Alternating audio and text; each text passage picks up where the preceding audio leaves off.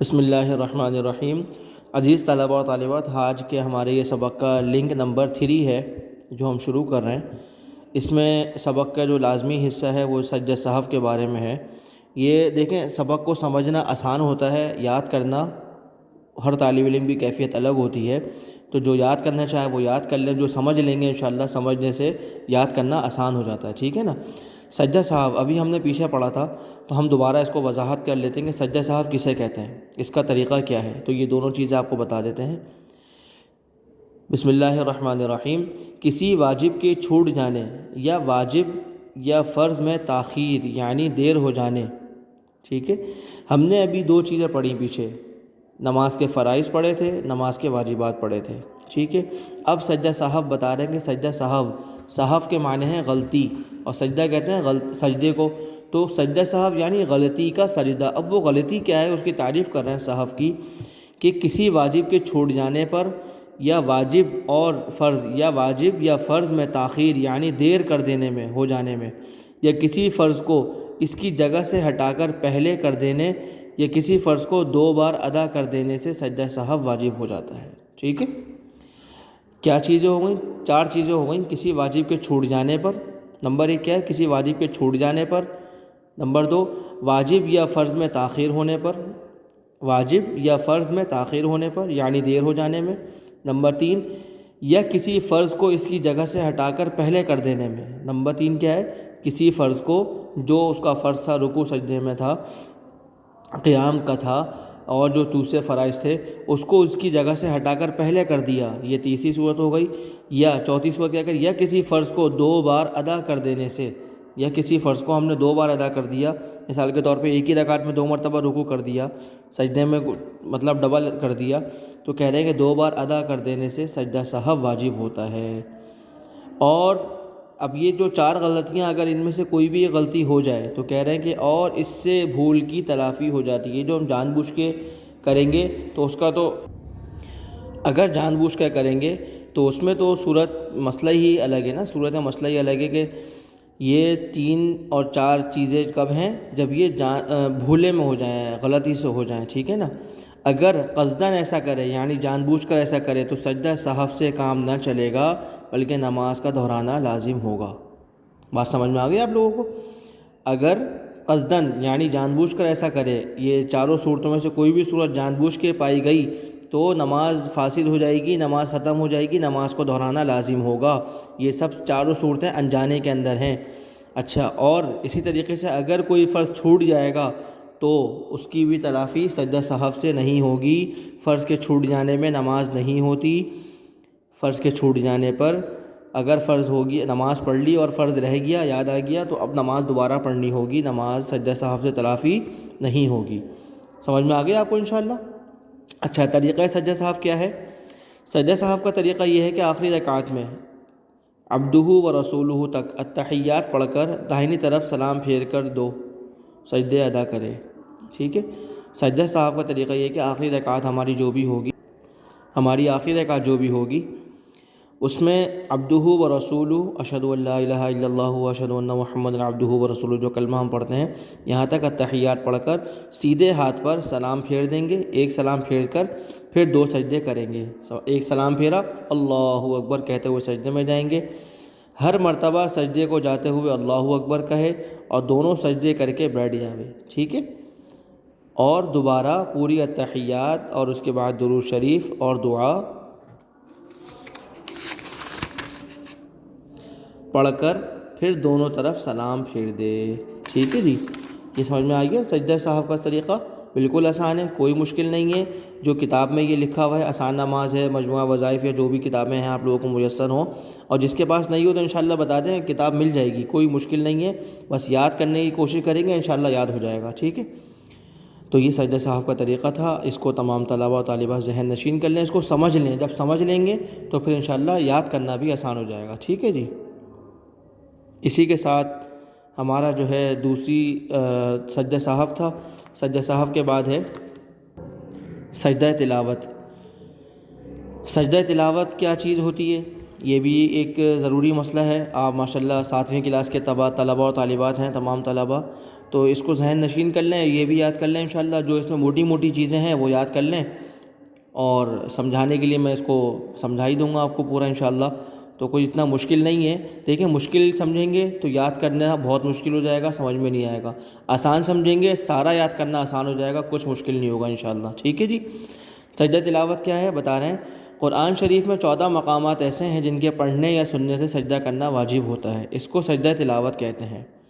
ان جگہوں پر قرآن شریف میں حاشیے پر السجدہ لکھا ہوا ہے، السجدہ لکھا ہوا ہوتا ہے، لیکن 17ویں پارے کے آخر میں جہاں السجدہ لکھا ہے حنفی مذہب میں وہاں سجدہ نہیں ہے، اور یہ 14 جگہیں کے علاوہ ہیں، اور یہ جگہ 14 کے علاوہ ہیں، مطلب قرآن کریم میں ٹوٹل 14 سجدے آتے ہیں، ہر آیت پہ جہاں سجدہ آتا ہے وہاں پہ سائیڈ میں حاشیہ ایک بنا ہوا ہوتا ہے، وہاں لکھا ہوتا ہے السجدہ، ٹھیک ہے۔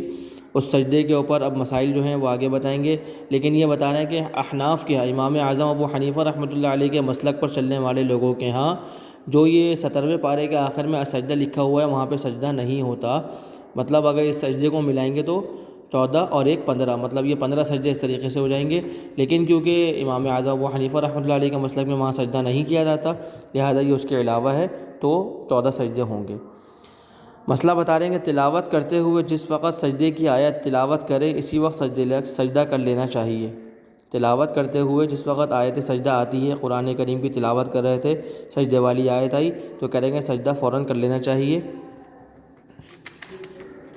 اگر کسی وجہ سے اس وقت سجدہ نہیں کیا تو معاف نہیں ہوا، بعد میں ضرور کر لے وے۔ اگر سجدہ اس وقت نہیں کیا تو بعد میں کرنا لازم ہوگا، وہ ضرور کرنا ہوگا۔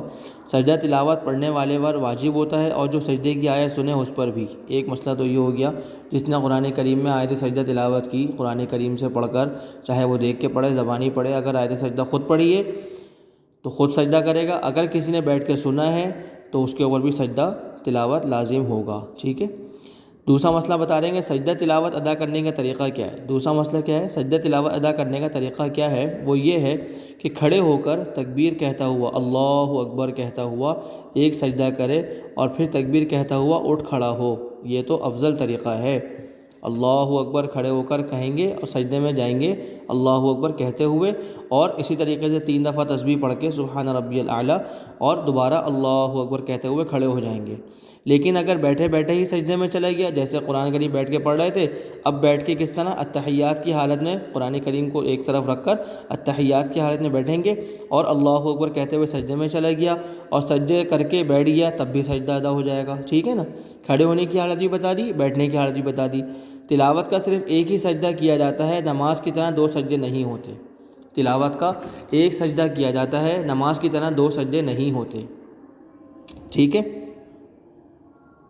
ایک آیت پڑھیے ایک سجدہ ہوگا، 2 آیتیں پڑھیے 2 سجدے ہوں گے، 3 آیتیں پڑھیے 3 سجدے ہوں گے، 14 آیتیں پڑھ لیں 14 سجدے ہوں گے۔ اسی طریقے سے اگلا مسئلہ بتا رہے ہیں، اگر کسی نے سجدے کی ایک آیت کو ایک ہی مجلس میں 2 مرتبہ یا 2 سے زیادہ پڑھا یا سنا تو ایک ہی سجدہ واجب ہوگا۔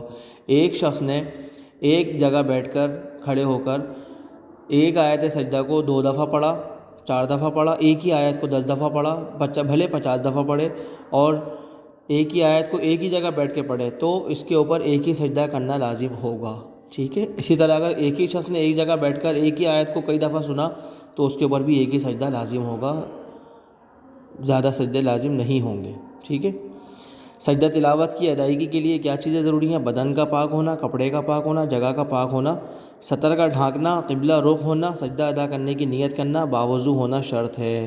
یہ دیکھیں یہ ضروری مسئلہ ہے، لہذا اس کو شامل کر لیں، اس میں یاد کرنے میں تو بہت اچھا ہو جائے گا۔ یہ ایک بات ہے، تلاوت کرتے کرتے سجدے کی آیت چھوڑ جانا یہ مکروہ ہے، اچھی بات نہیں ہے۔ تلاوت کر رہے تھے آیت سجدہ آئی، وہ چھوڑتے ہوئے آگے چلے تو یہ اچھی بات نہیں ہے، اس کا حق نہیں ہے قرآن کریم کا،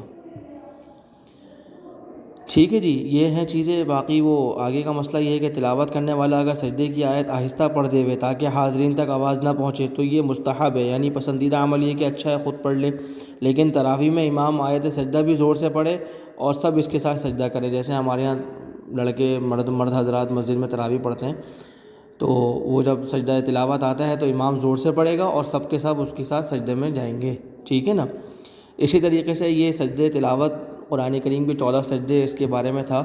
اس میں آپ تمام طلبہ و طالبات کو ایک مسئلہ یہ بتاتا چلوں، ایک مسئلہ آتا ہے ہمارے یہاں کہ اگر ہم قرآن کریم موبائل پر سن رہے ہیں تو اس کے اوپر اگر ہم نے کوئی آیت سجدہ سنی تو اس پر سجدہ تلاوت کیسے کیا جائے گا؟